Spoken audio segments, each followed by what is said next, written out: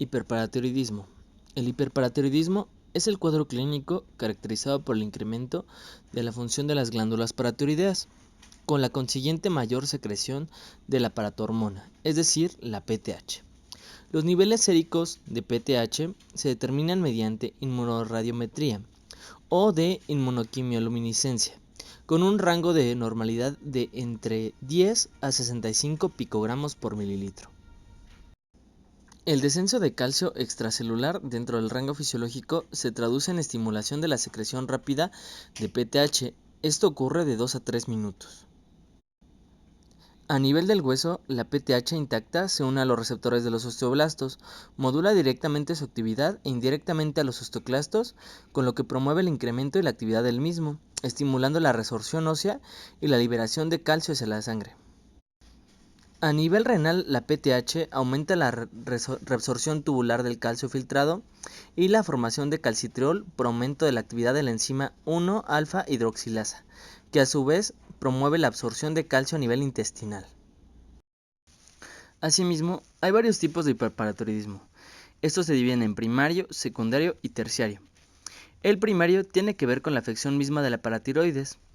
El secundario tiene que ver con una patología previa, en específico en la insuficiencia renal crónica, principalmente, en la deficiencia de la vitamina D, en el pseudohiperparatiroidismo, que esto quiere decir que es una respuesta deficiente de los receptores de la periféricos de la PTH, y el terciario, que es una automatización funcional de la paratiroides.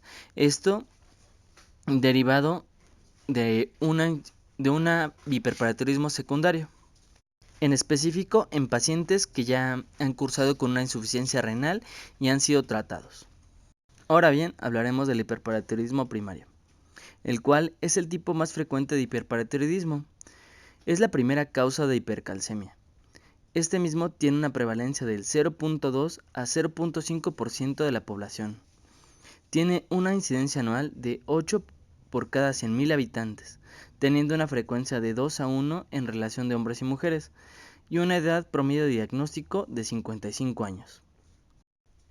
Ahora, en cuanto a su etiología, en el 80-85% de los casos se debe a un adenoma solitario.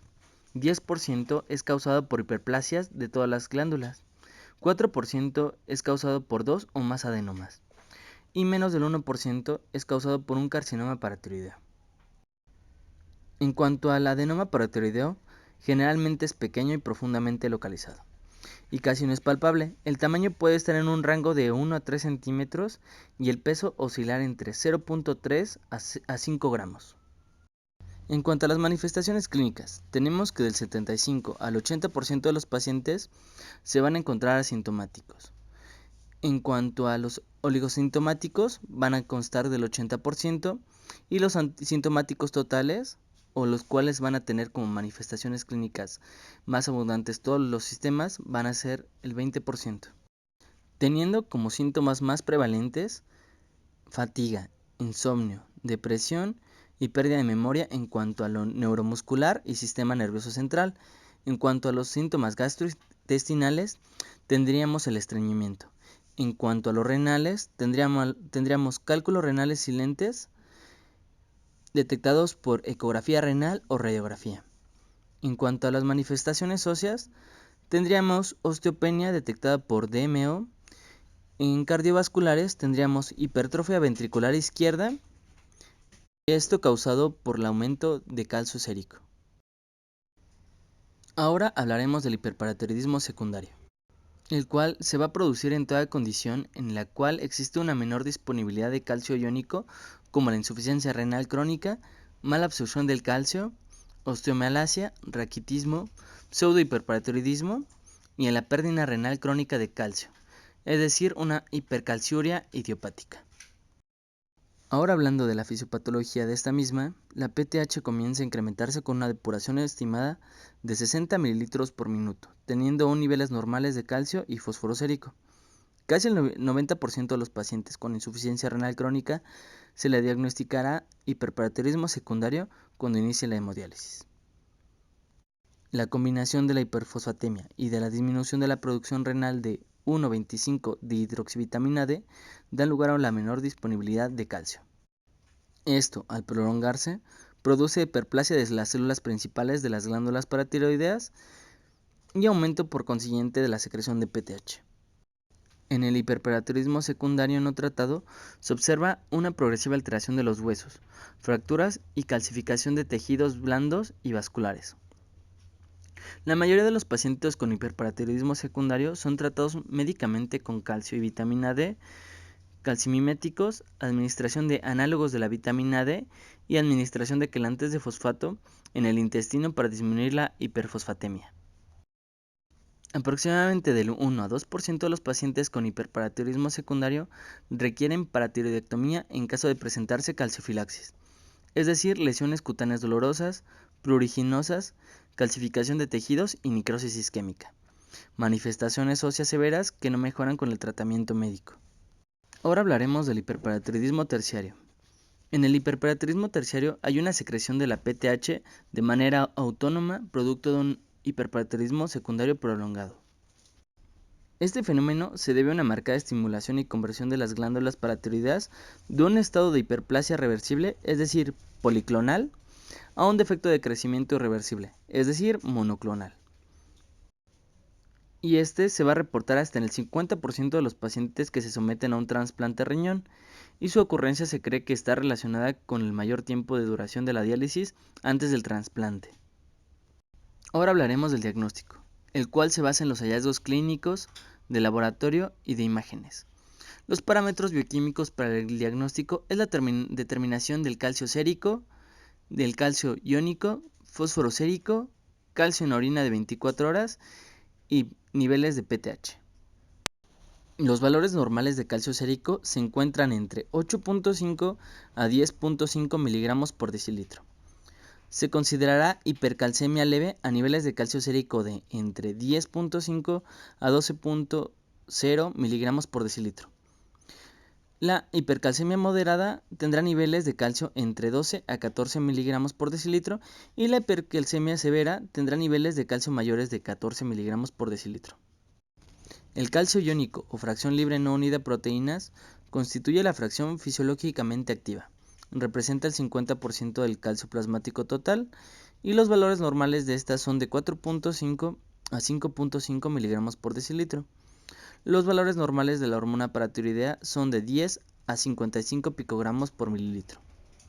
Ahora, en la utilidad de las pruebas de imagen en el diagnóstico, tendremos las lesiones radiográficas típicas, las cuales son la resorción subperióstica, el hueso difuminado con las corticales óseas adelgazadas, el cráneo sal y pimienta y las características estrías de Lusser-Milkman.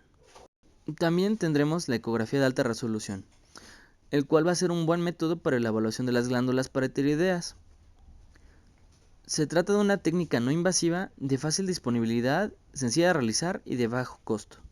Su único inconveniente es la captación de objetos menores a 5 milímetros. En esta misma, las glándulas patológicas aparecerán como una lesión nodular de márgenes bien definidos y una ecogenicidad menor a la del tejido tiroideo adyacente. Ahora bien, también la gammagrafía será un método útil de visualización, la cual va a precisar de la utilización de un radiofármaco, en específico el TC99 Cestamivir. Tras la administración del mismo, se procede a la obtención de una imagen precoz, es decir, de 5 a 10 minutos tras la inyección del radiofármaco, y otra tardía, es decir, de 2 a 3 horas de post-inyección, y estas se visualizan. Ahora iremos con el tratamiento. El tratamiento de elección será el quirúrgico en los pacientes portadores de hiperparatiroidismo primario y terciario, alcanzando una tasa de curación superior al 95%.